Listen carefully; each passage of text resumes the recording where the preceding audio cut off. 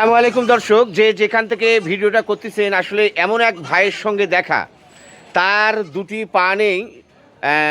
Rail স্টেশনের দুর্ঘটনায় কিভাবে গেছে পাটা?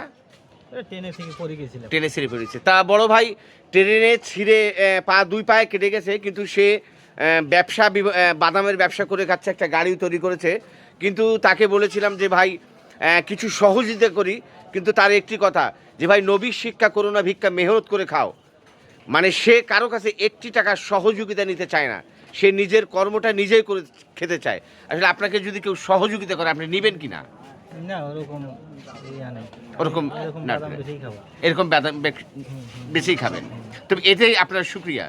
তবে কেউ যদি মানে খুশি করে দেয় আপনাকে, দেখা যাচ্ছে যে আপনাকে খুশি করে একটা হয়তো 1,00,000 টাকা দিল একটা দোকান করার জন্য, সেই ক্ষেত্রে আপনি নেবেন কিনা? ওরকম ইয়ে নাই। তো এনার বাসাটা হচ্ছে দিনাজপুর জেলা ফুলবাড়ি থানা।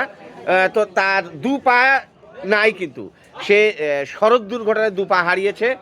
তো এইভাবে গ্রামে গ্রামে বাদাম বিক্রি করতেছে, কিন্তু কেউ যদি তাকে 1 টাকা সহযোগিতা করে সে নেয় না। শুধু একটি কথা বলে যে নবীর শিক্ষা করো না, ভিক্ষা মেহনত করে খাও।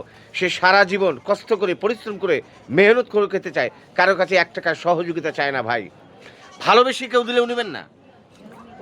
এখন অনেকেই আছে যে ভাই 10 টাকার বাদাম নিয়ে অনেকে 20 টাকা দিয়ে যায়, অনেক সময় 10 টাকার বাদাম নিয়েও 20 টাকা দেয়। কেউ যদি আপনার অনলাইন মাধ্যমে আপনাকে সহযোগিতা করে, সেক্ষেত্রে আপনি নেবেন কিনা?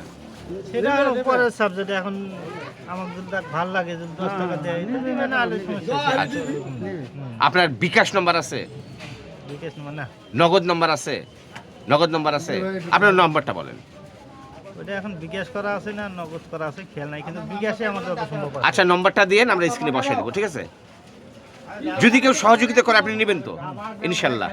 আসসালামু আলাইকুম। তো সকলে একটু সহযোগিতা করবেন, যাতে লোকটা একটা ব্যবসা প্রতিষ্ঠান করে খেতে পারে।